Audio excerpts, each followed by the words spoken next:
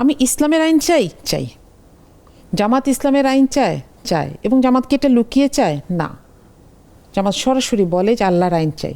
আমি তো কখনো বলি নাই যে জামাতে ইসলামী ইসলামী দল না। আপনার প্রোগ্রামের মাধ্যমে স্বরাষ্ট্রমন্ত্রীকে একটা থ্যাঙ্কস দিতে চাই।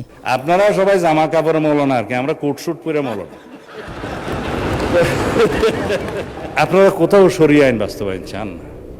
ইসলামী সমাজ ব্যবস্থা, ইসলামী অর্থনৈতিক ব্যবস্থা, ইসলামী বিচার ব্যবস্থার কথা কোথাও বলেন না। যারা আসলে ইসলামকে পছন্দ করে না তারা চায় না যে ইসলামের এই সৌন্দর্যগুলো মানুষ জানুক।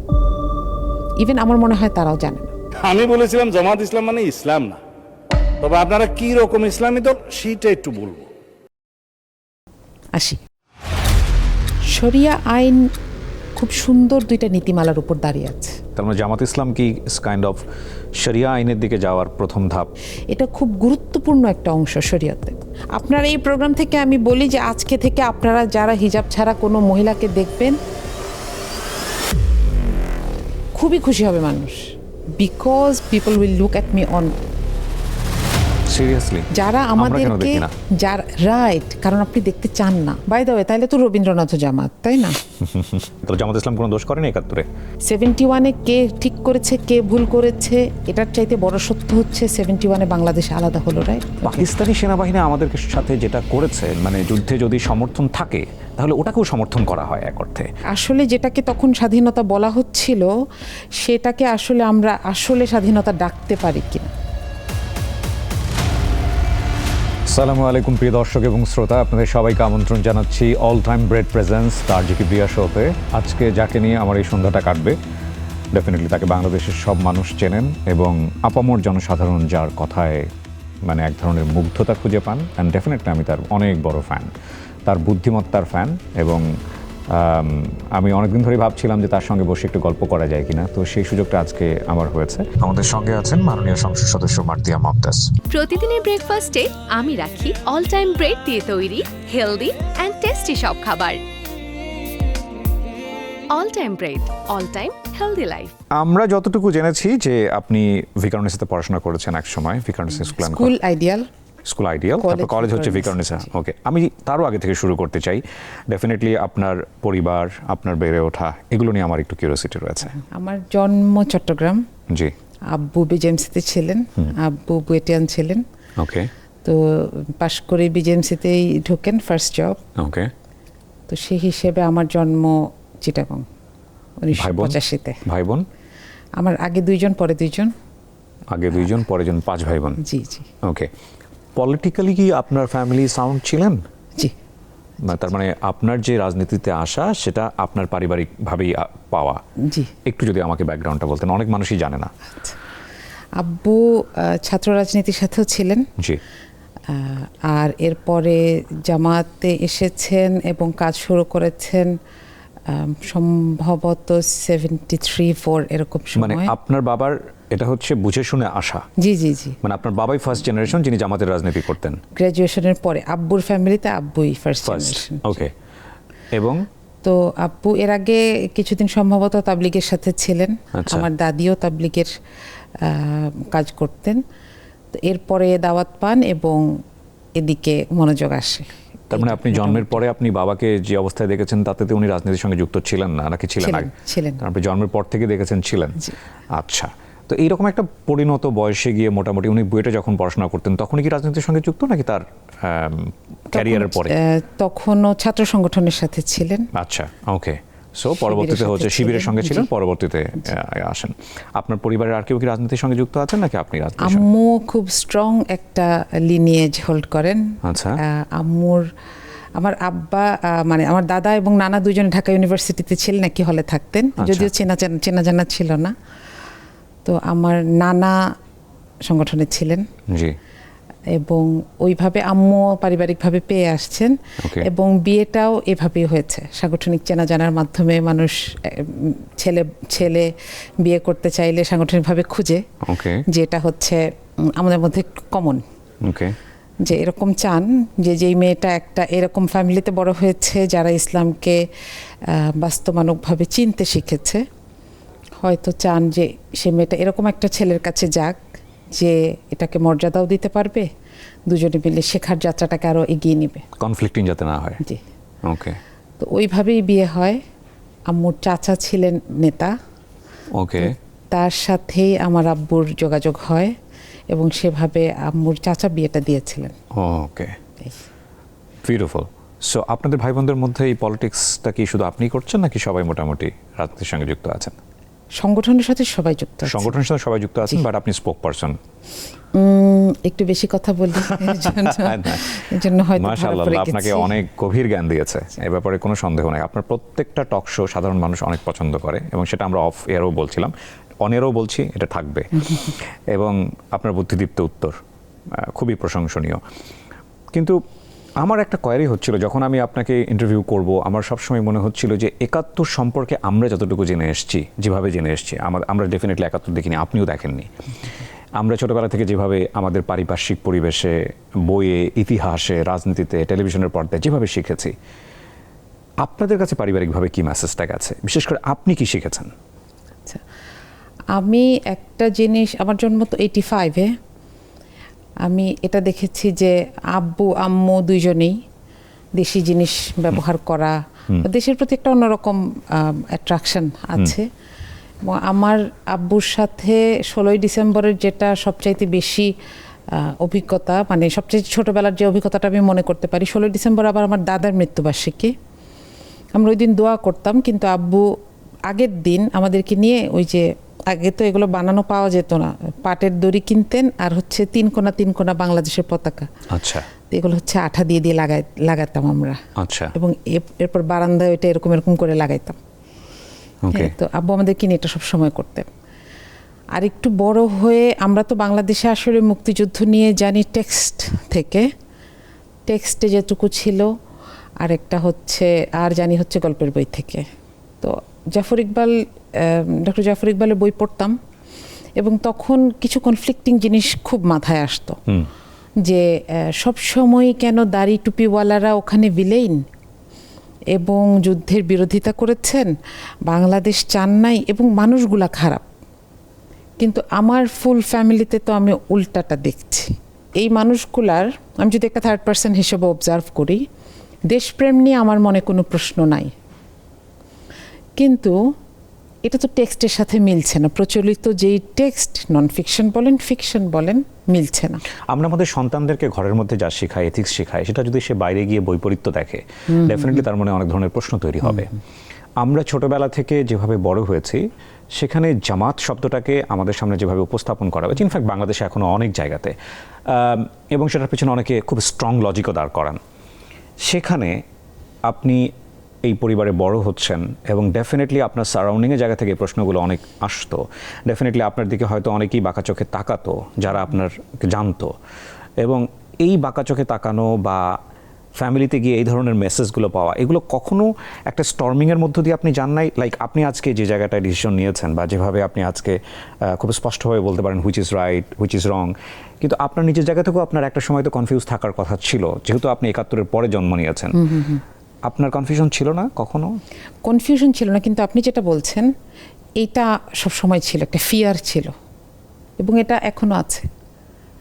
কারণ আমি আপনাকে বলি যে আমি এমপি মানে হিসেবে সিলেক্ট হয়েছি, এইটা আমি এ নিয়ে অনেককে বলেছি, অনেকে কনগ্রাচুলেট করেছে।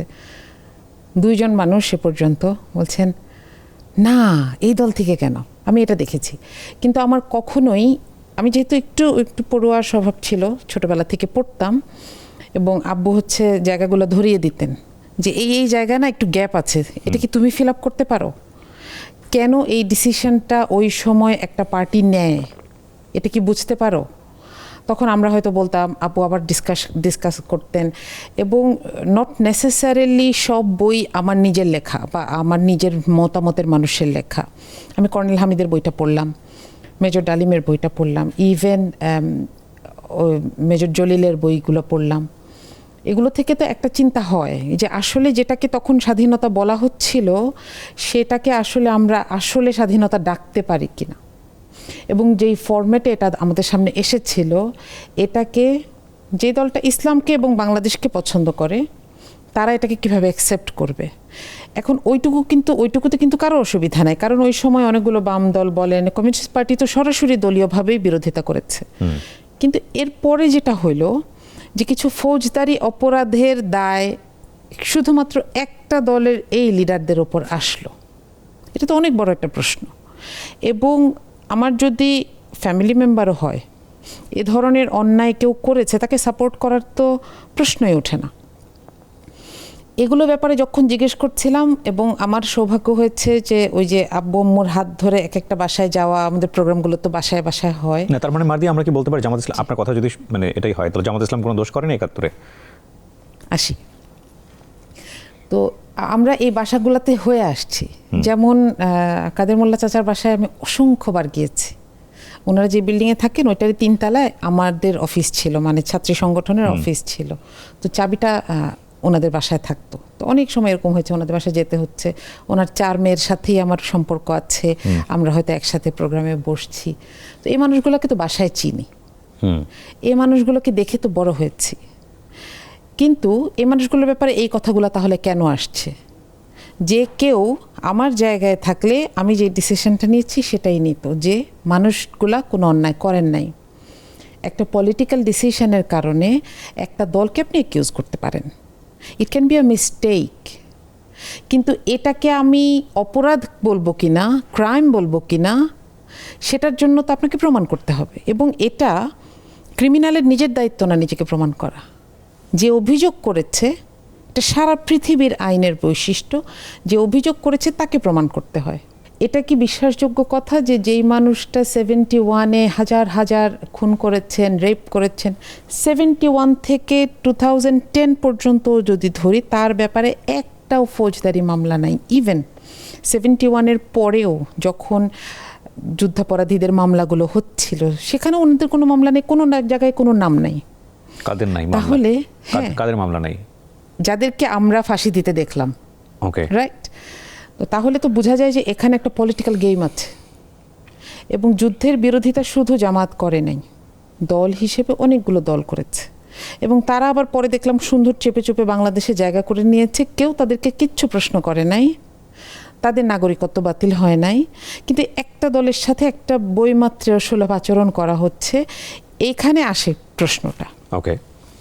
এবং এরপরে এসে এখন পর্যন্ত এসে আমার একটা আন্ডারস্ট্যান্ডিং হচ্ছে যে এই দলটা থাকলে লুটপাট করতে অসুবিধা হয়। কিন্তু সেটা কি জামাত ইসলাম ঠিক করেছে? আপনি কি মনে করেন? মানে ৭১-এ যে সমর্থনটা না করা, একটা জায়গায় যখন ডিসপ্লে হয়, আপনি লেভেলে থাকলে বুঝবেন না এখানে কি হচ্ছে।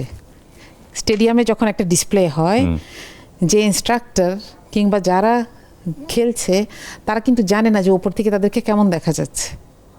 কারা ভালো দেখতে পায়? যারা স্টেডিয়ামে একদম উপরে গ্যালারিতে থাকে, অথবা কেউ যদি ড্রোন দিয়ে দেখে। রাইট। একটা ঘটনা যখন হয় তখন পলিটিক্যালি ডিসিশনটা রাইট হচ্ছে কিনা এটা অনেক সময় একটা দল বুঝে না, একটা দেশও বুঝে না। আপনি যদি ৫৪, আমি এখন একটা বই পড়ছি, ৫৪ সালের নির্বাচনটা, যুক্তফ্রন্ট নির্বাচনটা পড়ছিলাম, তো তখন ওখানে দেখছিলাম যে আসলে পলিটিক্যাল স্টান্টবাজি এবং political mistakes and political behind the door decisions কিভাবে আমাদের দেশটাকে বারবার এসে আক্রমণ করে। 71-এ কে ঠিক করেছে, কে ভুল করেছে, এটার চাইতে বড় সত্য হচ্ছে 71-এ বাংলাদেশ আলাদা হলো। রাইট। আলাদা হওয়ার পরে দেশদ্রোহিতামূলক কাজ কি কেউ করেছিল? আমার কাছে এটা অনেক বড় একটা প্রশ্ন। যুদ্ধ যখন হয় তখন অনেকেই বুঝে নাই যে কি হবে, কি হতে যাচ্ছে। কেউ কেউ অনেক বেশি দেশপ্রেম নিয়েও বর্ডার পার হতে পারে নাই। কমিউনিস্ট পার্টির ছেলেরা বর্ডার পার হতে পারে না, তাদেরকে ফেরত পাঠানো হয়েছে, কারণ ইন্ডিয়া তাদেরকে বিশ্বাস করে না। দেশভাগ আদৌ হবে কিনা সে বিষয়ে, যদি আপনার কথা আমি ধরে নেই, আমি যতটুকু বুঝেছি সে বিষয়ে জামাত ইসলামের কনফিউশন ছিল যে এটা আসলেও স্বাধীনতা হবে কিনা, যে কারণে তাদের হয়তো পলিটিক্যাল স্ট্যান্ডটা ওই সময়টাতে এই যুদ্ধের পক্ষে যদি হয়ে থাকে। নট অনলি, কিন্তু পাকিস্তানি সেনাবাহিনী আমাদের সাথে যেটা করেছে, যুদ্ধে সমর্থন না দিলে, মানে যুদ্ধে যদি সমর্থন থাকে তাহলে ওটাকেও সমর্থন করা হয়, এক অর্থে এক্স্যাক্টলি করা হয় না? তো সেটা নিয়ে জামাত ইসলামের বক্তব্য কি? এখানে দুইটা কথা। একটা কথা হচ্ছে জামাত সবসময় বলেছে দুইটা দেশ ভৌগোলিকভাবে এত দূরে, এটা তো আসলে প্র্যাকটিক্যাল কোনো সলিউশন না যে একটা নাম দিয়ে এদেরকে একসাথে রাখা। ইভেনচুয়ালি এটা আলাদা হইতোই, কিন্তু ভারত যে দুরভিসন্ধি নিয়ে এটাকে আলাদা করার জন্য কাজ করছে, এই প্রসেসটাতে অপোজ করেছে। এবং আমরা দেখেছি যে হুইচ ওয়াজ 100% কারেক্ট। কিভাবে দেখেন, ভারত এটাকে নামই দিয়েছে ভারত পাকিস্তান যুদ্ধ। তাদের হিস্ট্রি বইতে এটা বাংলাদেশের স্বাধীনতার যুদ্ধ না। এবং তারা একদম আত্মসমর্পণের দিনও দেখবেন আমাদের কোনো রিপ্রেজেন্টেটিভ ওখানে নাই, এবং তারা বলছেন হাজার সালের বদলা নিয়েছি, তাই না? তাহলে এইখানে আমার মনে হয় এখানে একটা পয়েন্ট। আরেকটা পয়েন্ট হচ্ছে যে ওই সময় আর্মি যে অন্যায়গুলো করেছে এটা অন্যায়। এবং আপনি যদি দেখেন, এটা জামাত ইসলাম অ্যাডমিট করে, দলীয়ভাবে করে। রাইট, অধ্যাপক গোলাম আজমের বইতে এটা লেখা। উনি 3 বার আর্মির কাছে চিঠিও লিখেছেন যে এইগুলো বন্ধ করতে হবে, কারণ ওনার কানেকশন ছিল। তারা মনে করতেন, এই সামরিক জান্তা মনে করতেন যে জামাত তাদেরকে হেল্প করবে। কিন্তু একটা পর্যায়ে তারা যখন এটা জেনেছেন, মাইনিউট লেভেলে সবসময় নিয়ন্ত্রণ করা সম্ভব হয় না। দেখেন এখন আমাদের কি হয়, সেই ঝিনাইদহে কি হচ্ছে আপনি এখানে বসে একটা লাইভে দেখে ফেলছি, এবং আমরা সিদ্ধান্ত নিতে পারছি। কখনো কখনো সেটা ভুল সিদ্ধান্ত হয়, কিন্তু তখন এই ধরনের ইনস্ট্যান্ট বিষয় ছিল না। দলগতভাবে এই জায়গাটাকে অ্যাড্রেস করা তখন এত সহজ ছিল না। কিন্তু এটা বিভিন্ন সাহিত্যে, প্রোগ্রামে বারবার স্বীকার করা হয়েছে যে এটা অন্যায় ছিল, এবং তারপরেও তাদেরকে দলগতভাবে সমর্থন করাটা ভুল ছিল। জামাত ইসলাম কতটুকু পাওয়ারফুল দল ছিল ওই 71-এ, আমার এটা একটু জানার। আমি আপনাকে সেটা বলবো। দেখেন, আপনি নাগরিকত্বের মামলাটা জানেন, অধ্যাপক গোলাম আজমের। উনি যখন এটাতে মুক্ত হন, সমস্ত আইনি প্রক্রিয়া অবলম্বন করেই তিনি এটাতে প্রসেসে অংশগ্রহণ করেই, এর মধ্যে তো জেলেও ছিলেন। মুক্ত হওয়ার পরে প্রথম জনসভায় তিনি এটা বলেছেন যে ওই ডিসিশনটার কারণে আমরা যে ডিসিশন বদলাই নাই, দলগতভাবে যদি কারো কোনো ক্ষতি হয়ে থাকে আপনারা আমাকে মাফ করে দেবেন, আমাকে এবং আমার দলকে। এখন ব্যাপার হচ্ছে এই দলটা আসলে কত বড় ছিল। 70-এর নির্বাচনে 2% ভোট পেয়েছে, অনলি 2%। তাহলে 2 পাকিস্তান মিলিয়ে, তাহলে এই দলটার কয়জন মানুষ ছিল, তাই না? এখন এটার জন্য আমরা তো দেখছি যে এখন আমরা যারা কাজ করছি, আমরাও তো, আমাদেরকেও তো এইসব নামে ডাকা হচ্ছে, দেশ বিরোধী ইত্যাদি। তো এই জন্যই না আসলে এই জিনিসটা আমার গায়ে লাগে না, কারণ আমি এটার এক্সপ্লেনেশন জানি। এটা আসলে এমন একটা শত্রুতার জবাব, যেটার জবাব একমাত্র দেশপ্রেম না। কিন্তু এই ন্যারেটিভটা খুব শক্তিশালী।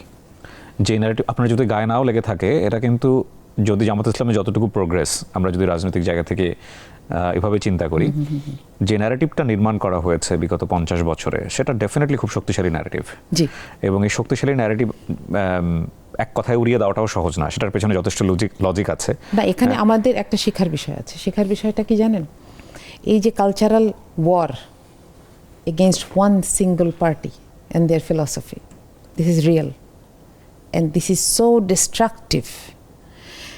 আপনি দেখেন, সবাই আমাকে জিজ্ঞেস করে যে আপনি কোথায় ছিলেন এতদিন। আমি তো ছিলাম, কিন্তু আমাকে তো কেউ দেখতে চায় নাই। ট্রু, তাই না? এবং আপনি যে আজকে এই অনুষ্ঠানে এসেছেন, আপনার যোগ্যতা দিয়ে এসেছেন।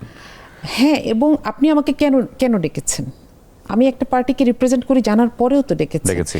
এবং আমি একটা পার্টিকে রিপ্রেজেন্ট করি এটা জানার কারণেই আমি আরো অনেক 10টা জায়গা থেকে ডাক পাই নাই। And if I'm not wrong, this is the first time যার সাথে আমি বসলাম যিনি জামাত ইসলামের কোনো একজন representative, if I am not wrong. But এটা যে আমি ইন্টেনশনালি করেছি সেটা না, এটা যে আমি ইন্টেনশনালি করেছি সেটা না। আমার কাছে মনে হয়েছে fine, we can sit anybody, যে কারোর সাথেই বসতে পারি। বাট ফ্যাক্ট ইজ দ্যাট আমি চাইলেই সমস্ত কিছু পারি না। বাংলাদেশের there is a different kind of environment. এই যে কালচারাল ব্ল্যাকআউট, এই যে মিডিয়া ব্ল্যাকআউট, এখন এটা কিরকম ব্যাপার? আপনি একটা মৃত মানুষকে মারতেছেন আর কেউ এসে বলতেছে মরা মানুষকে মারো কেন? আপনি বলছেন যে নড়ে চড়ে না, তো এই জন্য মেরে মজা পাচ্ছি। এটা ও শিবির করে, ওকে মেরে ফেলা যায়। এবং শুধু সেটা না, ও শিবির করে দেখে ওকে আমি দেখবো না এবং আমি দেখতে চাই না, এবং আমি বলছি যে ওকে দেখা যায় না, সুতরাং ও নাই। এটা তো একটা দ্বিচারিতা। আপনি বলেন বাংলাদেশের মিডিয়ায় এই অ্যাটায়ারে কেউ আসবে, এটা কবে শুরু হয়েছে? Very recently. আপনি তো কল্পনাই করতে পারবেন না। এবং এখন পর্যন্ত একটা বড় ধরনের রিজার্ভেশন আছে যে নিকাব দিয়ে কেউ আসবেন না, এটসেট্রা। কিন্তু আমি দেখি, আপনি বলছিলেন না যে আপনার মতন মানুষ আরও 10 জন দরকার। আমি তো 10 জন দেখি না, আমি তো 1000 জন দেখি। সিরিয়াসলি যারা আমাদেরকে যারা রাইট, কারণ আপনি দেখতে চান না। না, আমি দেখতে চাই। আপনার আমি চোখ ডেফিনেটলি আপনি বলে আমি আপনাকে বোঝাচ্ছি না, দ্য সিস্টেম। কারণ এই মানুষগুলো আমাদেরকে সেই কত বছর, 7-8 বছর বয়স বা 12-13 বছর বয়স, আমাদের তো গ্রুপ প্রোগ্রাম হতো, আমাদেরকে আধা ঘন্টা সময় দেওয়া হতো, তোমরা একটা কালচারাল প্রোগ্রাম রেডি করো। আমরা স্ক্রিপ্ট লিখতাম, কে উপস্থাপনা করবে সেটা রেডি করতাম, কে অভিনয় করবে সেটা রেডি করতাম, কে গান গাইবে সেটা রেডি করতাম, all within Islamic cultural system, Islamic cultural practice.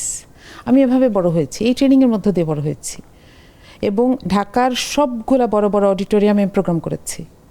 Osmani বলেন, ইঞ্জিনিয়ার্স ইনস্টিটিউশন বলেন, মহানগর নাট্যমঞ্চ বলেন, কিন্তু মানুষ আমাদেরকে জানে না। এখানে আমাদের কিছু দোষ আছে। কেন মানুষ আমাদেরকে জানে না? এটার দোষটা হচ্ছে অনেক সময় আমরা বাইরে ব্যানার লাগাতে ভয় পেয়েছি। ওকে, হ্যাঁ, কারণ হচ্ছে এটা মেয়েদের প্রোগ্রাম, এখানে অনেক ধরনের ঝামেলা হতে পারে। আপনি জানেন মগবাজারে জামাত ইসলামের যেটা কেন্দ্রীয় অফিস, সেখানে অনেক দিন কোনো ছিল না, নাম ছিল না। এরপরে মনে হয় 91-এর নির্বাচনের পরে সেখানে নাম লাগানো হলো, আবার তো সেটা 10-এ আবার সরে ফেলাতে হয়েছে, এবং সারা দেশে কোথাও কোনো নাম দিয়ে কেউ কাজ করবে এরকম ছিল না। 24-এর পরে আমার আম্মু খুব সাহসী মানুষ, আমাদের বাসায় সবসময় প্রোগ্রাম হয়েছে, এই কঠিন অবস্থায় প্রোগ্রাম হচ্ছে, বারবার অনেক ধরনের হুমকি এসছে। একবার তো আমরা বাসা থেকে প্রায় 28 দিন সরে থাকতে হয়েছে, অন্য একটা বাসায় 3টা ফ্যামিলি একসাথে থাকতাম নিরাপত্তার জন্য। তো আম্মু সবসময় বলতেন যে আমার বাসায় যা হওয়ার হবে, আল্লাহ যা করার করবেন। 24-এর পরে যেদিন প্রথম প্রোগ্রাম হয়, তো সেদিন আম্মু বলছে আজকের জুতা ঘরে নিয়ে আসতে হবে না, বাইরে রাখা যাবে। নিয়ম ছিল জুতাটা ঘরে নিয়ে আসতে, কারণ বাইরে থেকে বোঝা যায়। হ্যাঁ, তাহলে দেখেন এই অবস্থার মধ্য দিয়ে যেই দলটাকে দীর্ঘ সময় ধরে পার হতে হয়, অলমোস্ট আন্ডারগ্রাউন্ড, তাই না? তাকে তো আমি প্রশ্ন করতে পারি না যে আপনার কিছু নাই কেন। আমাকে তো তার স্টোরিটা তার চোখ দিয়ে দেখতে হবে, বুঝতে হবে। এখন আমি যেটা বলছি, আপনি দেখবেন যে অনেক মানুষের এটাতেও অনেক ঝামেলা হবে যে তোমরা মিথ্যা কথা বলো। আমি আমার জীবনে কোনোদিন মিথ্যা কথা বলি নাই, বিশেষ করে পলিটিক্যাল ফিলসফি নিয়ে মিথ্যা বলার প্রশ্নই আসে না। হ্যাঁ, আমি এটা মানি যে আমাদের অনেক কিছু শুধরাতে হবে, কারণ এটা মানুষের দল। কিন্তু এখানে আমি কি লুকায় কয়দিন থাকতে পারবো? আর এখনকার যুগে আরও অসম্ভব, তাই না? তো সুতরাং সব কিছু মিলে সিচুয়েশনটা এরকম যে I am not ashamed of my philosophy, but sometimes I have to hide this because people will look at me on from another side. হ্যাঁ, আমাকে কোনা করে তাকাবে। এখন তো কিছু অনেক কিছু বলার সাহস পায় না অনেকে, কিন্তু সবসময় তো অবস্থাটা এরকম ছিল। ন্যারেটিভ নির্মাণের ক্ষেত্রে জামাত ইসলামের বিগত 50 বছরের ভূমিকাটা কি? দুইটা জিনিস নিয়ে জানতে চাই। একটা হচ্ছে বাংলাদেশের আপামর জনসাধারণের মধ্যে কারো চিন্তা হচ্ছে দাড়ি টুপি মানে জামাত ইসলাম, এবং সেই জামাত ইসলামের জায়গাটা কিন্তু খুব পজিটিভলি ভাবে দেখা না। সে জামাত ইসলাম করুক আর না করুক আরেকটা জিনিস সেটা হচ্ছে যে ন্যারেটিভ একটা নির্মাণ হলো, আপনি বলেন মুক্তিযুদ্ধের বিভিন্ন ছবি থেকে শুরু করে বিভিন্ন জায়গাতে রাজাকার মানে হচ্ছে দাড়ি টুপি লাগিয়ে দেওয়া, যদিও আমরা এখন এসে জানছি যে বিষয়টা ওরকম ছিল না, ইতিহাস এখন সমস্ত কিছুই বের হচ্ছে, বাস ইটস ওকে। কিন্তু কথা হলো it's not okay by the way. So জামাত ইসলামেরও তো নিজের একটা ভূমিকা ছিল এই জায়গাটাতে। জামাত ইসলাম অনেক কিছু করেছে, আমরা যতদূর জানি। জামাত ইসলাম তাদের নিজের প্রতিষ্ঠান তৈরি করেছে বাংলাদেশে। জামাত ইসলাম এমন একটা সংগঠন তৈরি করেছে যে সংগঠনটা এত পাওয়ারফুল ছাত্র সংগঠন পুরো সাউথ এশিয়ার মধ্যে আছে কিনা সেটা নিয়ে একটা তর্ক বিতর্ক হতে পারে। কিন্তু জামাত ইসলাম ন্যারেটিভ নির্মাণ করার জন্য কি চেষ্টা করেছে বিগত 50 বছরে? কারণ এটা খুব শক্তিশালী একটা জায়গা। আচ্ছা, এখানে একটা বিষয় একটু বলে রাখি, সেটা হচ্ছে যে দেখেন আমাদের দেশে এখনো মিডিয়া, কালচারাল ডেফিনেশনস এবং কালচারাল নো ওয়ার্ডস, এগুলো কাদের হাতে?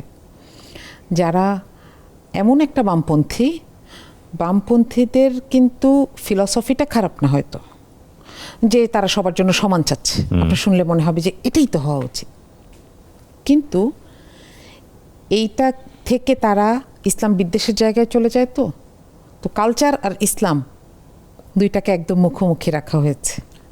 হ্যাঁ, এবং এটার কারণেই তারা ইসলামকে যেই স্ট্রাকচারালি প্রতিষ্ঠিত করার চেষ্টা করবে, ওরা তার বিরুদ্ধে দাঁড়াবে। এই এস্টাবলিশমেন্ট, রাইট? আপনি যেটা প্রথম কথা বললেন যে বাংলাদেশে এটা শুধু আছে না, এটা প্রকটভাবে আছে। দাড়ি টুপি মানেই জামাত, এবং বাই দ্য ওয়ে তাইলে তো রবীন্দ্রনাথও জামাত, তাই না? এবং দাড়ি জামাত এবং টুপির আহলে নামে হাদিস, যা কারণ দাড়ি ছেড়ে দিয়েছে। দাড়ি টুপির I'm sorry. নামে যা করা হচ্ছে সব জামাত। আমাকে একটা জায়গায় সরাসরি জিজ্ঞেস করা হলো, আপনারা প্রথম আলো, ডেইলি স্টার হামলা করেছেন, ভেঙেছেন। আমি বলছি রিয়েলি? তাহলে ধরেন নাই কেন? ধরেন, অ্যারেস্ট করেন, সব সিসি ক্যামেরায় আছে। I challenge you. ওখানে আপনি জামাতের যদি- কোনো কর্মী ছিল না। না মানে যদি থাকে তাহলে ধরেন। আমি চাই আমার দলের সেই কর্মীটা যে বেলাইন হয়ে গেছে সে সাইজ হোক। জামাত আমাকে কখনো ইনস্ট্রাকশন দেয় না, তাই না? এবং এখানে এসেই আসলে আমাদের ফাইটটা কত দিকে জানেন? একদিকে আমাকে আপনি বলবেন, আপনি মানে আপনি না, আপনি বলবেন যে আপনি জামাত, আপনি খারাপ, আপনি হিজাব পরেন কারণ আপনি দেখতে ভালো না, আর আপনি তলে তলে লুকায় লুকায় অস্ত্র নিয়ে ঘোরেন। আবার আরেকজন এসে আমাকে বলবে আপনি মডারেট। মোরারত ইসলাম করেন। হ্যাঁ। Correct correct. আমার নেক্সট কোশ্চেনই আসতেছে ওই জায়গাটায়, জি, বাই দ্য ওয়ে। তাহলে আল্লাহ, আমার না সবসময় এটা অবাক লাগতো। আমি ছোটবেলায় যে হাদিসটা পড়েছি যে মধ্যম পন্থাই সর্বোত্তম পন্থা, আমার মনে হতো এটা আবার বলে দেওয়ার কি হলো। কিন্তু এখন অবস্থাটা কি জানেন? এখন মধ্যম পন্থাটা সবচেয়ে কঠিন পন্থা, এবং এটা কি আল্লাহ এই জন্যই মনে হয় সর্বোত্তম বলছেন যে এটাতে টিকে থাকা খুব কঠিন। খুবই কঠিন। Extremism is very much popular. আপনি আজকে বলেন, আপনার এই প্রোগ্রাম থেকে আমি বলি যে আজকে থেকে আপনারা যারা হিজাব ছাড়া কোনো মহিলাকে দেখবেন, খুবই খুশি হবে মানুষ, কারেক্ট। খুব খুশি হবে। কিন্তু আমি যখন ডাকসুর প্রোগ্রামে গিয়ে বলেছি যে বাংলাদেশে আপনি যাই করেন না কেন সবাই থাকবে, সব ড্রেসের মানুষ থাকবে, আপনাকে সহ্য করতে হবে, এটা আবার কারো পছন্দ হয় নাই। বলছে উনি কি ইসলাম জানেন না, উনি ইসলাম পড়ে নাই, ইসলামে এই আছে সেই আছে, মানে ট্রলের শেষ নাই। এই মধ্যম পন্থার জায়গাটা থেকেই কি জামাতে ইসলামের বর্তমান যিনি আমির, মাননীয় সংসদ সদস্য, বিরোধী দলীয় নেতা, তিনি কি শহীদ মিনারে যেতে পারেন? শহীদ মিনারে যেতে আসলে ঝামেলাটা কি? শহীদ মিনারে যে এটা তো ইসলামের সঙ্গে ভয়ঙ্কর রকমভাবে সাংঘর্ষিক, আমি যদি ভুল না কিভাবে? বলে থাকি। কেউ যদি পূজার জন্য যায়, কেউ যদি সেখানে গিয়ে মাথা নত করে, এবং কেউ যদি এটা মনে করে, মনের তার বিন্দু মাত্র থাকে যে এখানে এসে আমি শহীদের সাথে, শহীদের কোনো উপকার হচ্ছে, বাসায় বসে এই দোয়াটা করলে শহীদের এই উপকারটা হইতো না, এটা দুইটা জিনিস, একটা অ্যাক্ট, একটা চিন্তা। অ্যাক্ট হচ্ছে ওখানে গিয়ে কেউ সেজদা করবে না, ওখানে গিয়ে মাথা নোয়াবে না। আর দুই হচ্ছে ওখানে গিয়ে শহীদের মর্যাদা পালন হচ্ছে কিনা, বা মর্যাদা বাড়ছে কিনা, শহীদকে আমার কথা শুনতে পাচ্ছেন কিনা, এটাই ইস্যু। এই চিন্তার জায়গাটা থেকে যদি কেউ ক্লিয়ার থাকেন, এবং দেখেন এর আগে 2001-এও কিন্তু এটা হয়েছে যে সরকারিভাবে একটা ডেলিগেশন যেতে হচ্ছে, এটা সিস্টেম এখন পর্যন্ত, যেটাকে আমি এখনো বদলাতে পারি নাই, সেটার মধ্যে হারামটুকুকে বাদ দিয়ে আমি বাকিটাকে পালন করছি, এটার মধ্যে তো আমি কোনো প্রবলেম দেখছি না। তার মানে জামাত ইসলাম যদি ক্ষমতায় যায় তাহলে এটা চাওয়া বন্ধ করে দিবে? এখন এটা একটা অনেক বড় প্রশ্ন। জামাত যদি ক্ষমতায় যায়, একটা দেশে কে কে ক্ষমতায় যায়? গণতান্ত্রিক দেশে যে মানুষের অপিনিয়ন, ম্যাক্সিমাম মানুষের অপিনিয়ন নিয়ে আসে, অথবা সংখ্যাগরিষ্ঠ, তাই না? সংখ্যাগরিষ্ঠ মানুষের অপিনিয়ন নিয়ে যখন কেউ নিয়মতান্ত্রিকভাবে বেশি এমপি থাকে তাদের, তারা হচ্ছে সরকারে যায়, তারা কিভাবে ডিসিশন নেয়? তারা কি একদিনে গিয়ে বলে আজকে থেকে এটা হারাম? ইসলাম কখনোই এটা না। কারণ রাসূল সাল্লাল্লাহু আলাইহি ওয়াসাল্লাম নিজেই পর্দার বিধান ধাপে ধাপে এসেছে, মদ নিষিদ্ধের বিধান ধাপে ধাপে এসেছে। তাহলে আমার কাছে তো কোনো দলিল নাই যে আমি ডে ওয়ানই বলবো আজকে থেকে আমরা শহীদ মিনারে কেউ যাবে না, কেউ গেলে শেষ, এটা তো বলবে না কেউ। সম্পূরক প্রশ্ন আরেকটা চলে আসে তাহলে, তার মানে জামাত ইসলাম কি কাইন্ড অফ শরিয়া আইনের দিকে যাওয়ার প্রথম ধাপ, বা আমরা জামাত ইসলামের মাধ্যমেই আস্তে আস্তে ওইদিকে যাব, বিষয়টা কিরকম দাঁড়ায়? শরিয়া আইন খুব সুন্দর দুইটা নীতিমালার উপর দাঁড়িয়ে আছে। একটা হচ্ছে মাসলাহা, মানুষের কল্যাণ, আরেকটা হচ্ছে শরিয়া, তাই না? যে শরীয়তের যে স্ট্রাকচারাল জিনিসগুলো, এগুলোকে প্রয়োগ করে, এবং এই স্ট্রাকচারাল জিনিসের মধ্যে অনেক সৌন্দর্য আছে। দুইটা শরীয়তের মূল কাজ হচ্ছে দুইটা। রাসূল সাল্লাল্লাহু আলাইহি সাল্লাম যে কোনো জায়গায় যখন কোনো সাহাবীকে প্রশাসক হিসেবে পাঠাতেন তাকে কিছু আদেশ দিতেন, এবং এগুলো এত সুন্দর, আপনার শুনলে মনে হবে যে ইসলামের চাইতে সহজ কোনো ফিলসফি কোনো প্রশাসক কখনো আসতে পারে না। উনি বলতেন মানুষের কথা শুনবা, এবং এটা খুব বিখ্যাত একটা হাদিস যে সহজ করবা, কঠিন করবা না, সুসংবাদ দিবা, বীতশ্রদ্ধ করবা না। এবং এই কারণে সাহাবীরা একজন খুব সুন্দর বক্তৃতা করতেন, তো তার এলাকার লোকজন এসে বলছে আপনি প্রত্যেক দিন করেন, উনি বলছেন না আমার অনুমতি নাই, তোমরা বীতশ্রদ্ধ হয়ে যাবে একটা সময়। কি সুন্দর, তাই না? এই সিস্টেম যদি কারোর কাছে থাকে তাহলে সে লাইনের বাইরে তো চাইলেও যেতে পারবে না। শরিয়া আইন বলে আমাদেরকে কি বলা হয় জানেন? আমি সোজা কথায় বলি, আফগানিস্তানের কথা বোঝানো হয়, যেখানে আফগানিস্তান নিজেই এই সূত্রটা সবসময় মানে নাই, তারা বীতশ্রদ্ধ করেছে। নইলে তাদের যখন অল্প সময় তাদের শাসন ছিল না, মানুষ এরকম দলে দলে মেয়েরা বের হয়ে সিনেমা হলে যেত না, কারণ মানুষের নেচার এটা, তাকে যখন কেউ একটা জিনিস চাপিয়ে দেয় তার মনে ঠিক অপোজিটটার প্রতি ভালোবাসা তৈরি হয়। কারেক্ট। শরীয়ত চাপিয়ে দেওয়ার জিনিস না। আমি শরিয়া আইন শব্দটা ইসলামী শরীয়তে কোথাও দেখি না। আমি ইসলামের আইন চাই, জামাত ইসলামের আইন চায়, এবং জামাতকে এটা লুকিয়ে চায় না। জামাত সরাসরি বলে যে আল্লাহর আইন চাই, সৎ লোকের শাসন চাই, কিন্তু একদিনে চাই না। জামাতের প্রতিষ্ঠানগুলোতেও আপনি দেখবেন যারা জামাতের নেতা বা জামাতকে পছন্দ করেন তারাই তো এই প্রতিষ্ঠানগুলো তৈরি করেছেন। এগুলোতে কি সাধারণ মানুষ যারা পর্দা করেন না বা দাড়ি রাখেন না তারা চাকরি করছেন না? করেন নাই। কেউ কি কোনোদিন এসে বলেছে যে আমাকে, এখন আমি কিছু ফেক আইডির পোস্ট দেখি যে আমি ইসলামী ব্যাংকে চাকরি করি, আমাকে জামাতের লোকজন অনেক কষ্ট দেয়, আমার জিজ্ঞেস করতে ইচ্ছা করে বাবা তুমি তাহলে বের হও না কেন? জামাত ইসলামী খারাপ, জামাত ইসলামের লোকজন খারাপ, খালি ওদের পয়সাটা মজা, why don't you change your job? তাই না? এটা তো আমাদেরকে কর্পোরেটে সারাক্ষণ শুনতে হয় যে আপনি পছন্দ করছেন না, চলে যান, আপনাকে তো কেউ এখানে বেঁধে রাখে নাই। এবং এইসব জায়গাগুলোতে যেটা হয়, ইসলামী রাষ্ট্রের দায়িত্ব এটা, সেটা হচ্ছে সে স্ট্রাকচারগুলোকে ঠিক করবে। আপনি কি পড়বেন এটা বলার চাইতে ইসলামী রাষ্ট্রের দায়িত্ব হচ্ছে যে যেটাই পড়ুক সে যেন নিরাপদে থাকে। নাম্বার ওয়ান, নিরাপত্তা দিবে। দ্বিতীয়ত হচ্ছে মাসলাহা, যেটা বললাম আপনাকে, মানুষের কল্যাণ যেন হয় সেরকম একটা সিদ্ধান্ত নেবে। আজকে আপনি বললেন যে সবাই, আর কেউ কলা খাবেন না, সবাই খেজুর খাবেন, এটা তো আমার জনগণের জন্য কল্যাণ না, আমার কৃষি পণ্যের জন্য কল্যাণ না। এবং এই যে লোকাল কালচারের সাথে ইসলামকে মিলিয়ে পালন করা, যেন ইসলামের বেসিক্স নষ্ট না হয়, এটা খুব গুরুত্বপূর্ণ একটা অংশ শরীয়তে। এই এতগুলো কথা কেন বললাম? যে শরিয়া আইন বলে আমাদেরকে যে জুজুটার ভয় দেখানো হয় সেটার আসলে কিন্তু কোনো অস্তিত্ব নাই। আমরা একটা দেশকে আসলে মনে মনে টার্গেট করি যে এই দেশটার মতন আমাদের উপর এরকম চাপাই দিবে। এবং এটার জন্য কিন্তু আপনি জানেন, আমি খালেদ হোসাইনির বইটা পড়ি, বইগুলো পড়েছি, ওই যে কাইট রানার বা থাউজেন্ড স্প্লেন্ডিড সানস, অথবা ধরেন ইরানের একজন, আমি ভুলে গেছি নাম, উনি যে ইরান থেকে চলে এসছেন, অথবা সারানিক ভার্সেসের কথা বলছেন আপনি? না, ইরানের একজন মহিলা, উনি ফরগট হার নেম। অথবা ধরেন আপনি যদি একটা মুভি দেখেন, ওই যে নট উইদাউট মাই ডটার, হ্যাঁ, এগুলো দেখেন আপনার মনে হবে ওরে খোদা, শরিয়া আইন কি খারাপ জিনিস। শরিয়া আইনকে একটা মানুষ বুঝে নাই, সে তার স্ত্রীর উপরে জোর করে তার স্ত্রীর অধিকার হরণ করেছে।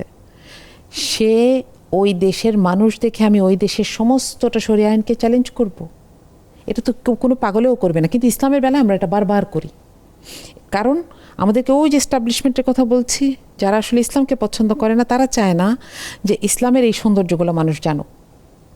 ইভেন আমার মনে হয় তারাও জানে না, কারণ আমি আমার জীবনে এরকম অনেক মানুষের সাথে কথা বলেছি, আইডিয়া শেয়ার করেছি, তারা বলছেন বুঝাই যায় না আপা, আপনারাও এভাবে চিন্তা করেন।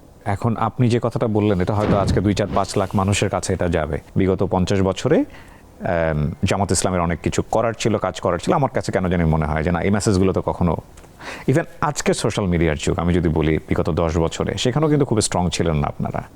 এখন এটা তো আপনি এভাবে বলছেন, বাকিরা তো এভাবে বলে না, বলে যে আমরা নাকি দুনিয়ার বট ভাড়া করে সোশ্যাল মিডিয়ায় ভরায় রাখছি। ওকে, তাই না?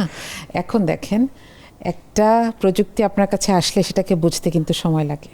যে দল বিগত 50 বছরে খুব ভালোভাবে শক্তিশালী একটা অর্থনীতির উপর দাঁড়িয়েছে সাংগঠনিকভাবে, তাদের ওই অর্থনৈতিক জায়গাটা পঙ্গু করে দিলে আলটিমেটলি হয়তো তারা একটা বিপদে পড়বে। ডেফিনেটলি একটা ইফেক্ট তো পড়ছেই, কারণ দিগন্ত টেলিভিশনের ক্ষেত্রে আপনি যে উদাহরণটা দিলেন সেটা যদি ছোট ছোট ছোট করে বিভিন্ন জায়গাতে পড়ে, তাহলে এটা জামাত ইসলামের জন্য কতখানি চ্যালেঞ্জিং? তারা এটাকে মনে করেন যে অর্থায়ন বন্ধ হয়ে গেলে, এটা আসলে মনে হয় হার্টের মতন, যে হার্টবিট বন্ধ করে দিতে পারলে এ দলটা আর বাঁচবে না, তাহলে তো 17তেই শেষ হয়ে যেত, তাই না? আপনি দেখেছেন যে 24-এ আমাদের মানুষ কিভাবে পকেটের পয়সা, কেউ ফ্ল্যাট বিক্রি করে পয়সা দিয়েছেন। আমি একজনের কথা জানি, তিনি আর্লি রিটায়ারমেন্টে চলে গেছেন সরকারি চাকরি থেকে, কারণ তিনি কিছু বেনিফিট পাবেন, সেটা পুরোটা 24-এ নির্বাচনে দিয়ে দিয়েছেন। হ্যাঁ, তো এইটাকে আপনি কি দিয়ে মাপবেন? এইটাকে তো আর আর আপনি কি দিয়ে বুঝাবেন কাউকে? এই জায়গা তো আর কেউ বুঝবে না। যেই দলটা দেখে তারা একবেলা একটা মিছিল করতে হলেও 200 টাকার একটা বিরিয়ানির প্যাকেট দিতে হয়, তাকে আপনি কিছুতে বোঝাতে পারবেন না যে এখানে উল্টা মানুষ পকেটে পয়সা দিয়ে এসেছে। নেভার। আমরা এটা আপনি একটা লাইভ দেখতে পারেন। অর্থমন্ত্রী বলছিলেন যে ঋণ তো সবারই থাকে, ঋণ খেলাপিদের পক্ষ হয়ে সাফাই গাইতে গিয়ে তো আমরা সংসদে আমাদের অনেকেই আমরা হাত তুললাম যে আমাদের ঋণ নাই। ওনার মুখ হা হয়ে গেছে, লিটারেলি। উনি বলছিলেন তাহলে আপনারা ব্যাংক করেছেন কেন? আপনাদের ঋণ নাই? তখন বলছি না, ঋণ তো নাই, ঋণ করে ঘি খাবো কেন আমি মরে গেলে, তাই না? এবং এগুলোর কথা যখন আমি বলি তখন আমি রিয়েল গ্রাউন্ডে দাঁড়িয়ে কথা বলি, কারণ আমার সমস্ত তথ্য এখন আপনি দেখতে পারবেন, চেক করতে পারবেন। আমাকে এই সংগঠন শিখায় তোমার জায়গাটা, তোমার কাজটা তোমার জায়গা থেকে সুন্দর করে করো, এবং পরের বছর আমাকে আবার আরেকটা জায়গা দেওয়া হবে। এবং এই গতিশীলতাটা সংগঠনের এত সুন্দর একটা জিনিস যে এখানে লিডারশিপের প্রতি কারোর কোনো লোভ তৈরিই হয় না, কারণ এখানে লিডারশিপে গেলে লস। এখানে যখন স্ট্যান্ডার্ড বাড়ে, আমরা এটাকে বলি সাংগঠনিক মান বাড়ে, তখন বেতনের পার্সেন্টেজ বাড়ে। একটা সময় গিয়ে 5% মান্থলি দিয়েই দিতে হচ্ছে, নাহলে দল চলবে কি করে? চাঁদাবাজি করবে? সেটা তো করবো না। না, ছাত্র শিবির তো নিজেরা চাঁদা দেয়, এটা তো আমার মনে হয় বাংলাদেশের সব মানুষই জানে। ওখানে দল করতে হলে একটা নির্দিষ্ট পরিমাণ চাঁদা থাকে, দিতে হয়, এবং ওরা আমাদের কাছ থেকে নেয়, ওরা মুরব্বীদের কাছ থেকে নেয়। প্রতিদিনের ব্রেকফাস্টে আমি রাখি অল টাইম ব্রেড দিয়ে তৈরি হেলদি অ্যান্ড টেস্টি সব খাবার। All time bread, all time healthy life. গুপ্ত শব্দটা কাদেরকে বলা হলো আসলে? আজকাল তো অনেক প্রো বিএনপি, প্রো অ্যাক্টিভ লোককে অনেক সময় গুপ্ত কথা বলতে শুনি। আওয়ামী লীগকেও তো আমি জানি না বলা হয় কিনা। আচ্ছা, আওয়ামী লীগ বললে আবার আগে নিষিদ্ধ শব্দটা লাগাতে হবে তো ডেফিনেটলি। আমি এটার জন্য আপনার প্রোগ্রামের মাধ্যমে স্বরাষ্ট্রমন্ত্রীকে একটা থ্যাঙ্কস দিতে চাই। সেটা হচ্ছে যে উনি এই অনেক পছন্দ করছে সবাই, এবং এই আত্মবিশ্বাসটা না এরকম একটা জায়গা থেকে জাতির মধ্যে আসা দরকার। নিষিদ্ধকে নিষিদ্ধ বলতেও সাহস লাগে, নিষিদ্ধকে নিষিদ্ধ বলতেও স্ট্রাকচার লাগে, রাইট? ঠিক আছে, আপনার প্রশ্নটা করেন। ওকে, সো গুপ্ত শব্দটা নিয়ে আপনার যদি কিছু বলার থাকে, আমি আসলে কোনো দিকে নিতে চাই না, আমি জাস্ট গুপ্ত শব্দটাই আপনার উপরে প্রশ্ন হিসেবে দিলাম। জি, গুপ্ত আসলে এখানে একটা মজার জিনিস আছে। আমার একটা পার্সোনাল টেক হচ্ছে, দেখেন কিছু করলেই শেখ হাসিনা বলতো না রাজাকার। কেউ তার বিরুদ্ধে মিছিল করেছে, 18-তে বাচ্চারা মিছিল করছে, সে বলেছে এগুলো সব রাজাকার, এবং সেটার তো ফিডব্যাক ভয়ঙ্কর রকমভাবে আসলো। And that word just vanished her. এমন ভ্যানিশ, সে একটা ভিডিও কলেও কিন্তু কারোর সাথে আসে না। আমি জানি না উনি জীবিত কিনা, আই এম কনফিউজড। হ্যাঁ, আপনার এই বক্তব্য শুনে হয়তো আসতে পারে যদি শোনেন তিনি। হ্যাঁ, এটা আমাদের তো দেখতে ইচ্ছা করে, তাই না? কোথায় গেলেন, কেমন আছেন, কি অবস্থায় আছেন, এই যে শুনি যে চলে আসবে 12টায় জানালে 1টায় চলে আসবে, যেতে পারবে কিনা মানুষজন, আসে না তো। হ্যাঁ, আসা তো দরকার, তাকে তো বিচার ব্যবস্থা ফেস করতে হবে, এটা তারই দেশ, হোয়াট এভার। তো আমি যেটা বলছিলাম যে এই এক একটা শব্দের রাজনীতি কিন্তু খুব ভয়ঙ্কর। গুপ্ত শব্দটাকে ব্যবহার করা হলো জামাত শিবিরের বিরুদ্ধে, বিশেষ করে শিবিরের বিরুদ্ধে। শিবিরের সিনারিওটা কি ছিল? শিবিরের সিনারিওটা ছিল, আপনি দেখেন আমার ক্যাম্পাসে আবরার ফাহাদ, ওকে যখন মেরে ফেলা হইলো, ও তো শিবিরের ছিল না, কিন্তু ওকে মেরে ফেলা হলো কেন? শিবির সন্দেহে। তাও ও কি দেশ বিরোধী, মানে সরকার বিরোধী কথা বলেছিল না, ভারত বিরোধী কথা বলেছিল। তাহলে ভারত বিরোধী যারা, তারাই শিবির, যারাই শিবির তারাই ভারত বিরোধী। আলহামদুলিল্লাহ, দ্যাটস এ ভেরি গুড, আমি বলবো যে এটা একটা অনেক বড় স্বীকৃতি। অনেক বড় স্বীকৃতি। দেখেন, এই জায়গায় একটা ছেলে যে এলাকায় শিবির করে আসছে, সে এসে বুয়েটে ভর্তি হয়েছে, সে আপনাকে পরিচয় দিবে? ওকে ভূতে পাইছে? প্রসেসগুলো কীরকম? এখানে আমি দুইটা আসপেক্ট নিয়ে কথা বলবো। এটা নিয়ে আসলে লম্বা সময় কথা বলা যায়। একটা হচ্ছে শিবিরের রাজনীতিটা আসলে কি, শিবির কি করে যেটা গুপ্ত থেকে করা যায়। গুপ্ত কিন্তু ছাত্রদল, ছাত্রলীগ কোনোদিন থাকতে পারবে না। I can challenge them. কারণটা কি, তাদের কি যে চাঁদাবাজি দিয়ে টিকে থাকতে হয়? এই চাঁদা মানুষ কেন দেয়? ভয় পেয়ে দেয়। তো যে গুপ্ত, যার পরিচয় নেই, তাকে তো মানুষ ভয় পাবে না। এথিক্যাল গ্রাউন্ডটাও তো ওই রকমভাবে স্ট্রং করার সুযোগ নাই না, তাহলে শিবির লুকায় লুকায় করেটা কি? কমিউনিস্ট পার্টির ছেলেরা লুকায় লুকায় করেছিলটা কি? যখন আন্ডারগ্রাউন্ড ছিল, তারা আদর্শের কথা বলে, তাই তো। এবং কোরআন পড়িয়েছে, একজন নামাজ পড়ে কিনা এটা দেখেছি আমি জাহাঙ্গীরনগরে, এটাও শুনেছি। আমার কাছে বেশ কিছুজন ওই যে টাকা নিতে আসতো, ওরা বলতো যে আপু ক্যাম্পাসে তো নামাজ পড়তে পারি না। বের হয়ে এসে বাস স্ট্যান্ডে কর্মচারীরা নামাজ পড়ে, এরকম একটা জায়গা ছিল, ওখানে নামাজ পড়তো। কিন্তু এই ছেলেটাই আবার পরে যখন বিসিএস দিয়েছে, সে ভাইভাতে বাদ পড়েছে, ডিজিএফআই ওইটা বের করেছে খুঁজে, যে ও কর্মচারীদের মসজিদটাতে নামাজ পড়ত। হ্যাঁ, তো একটা ছেলে নিজেকে কোন সাহসে পরিচয় দিবে?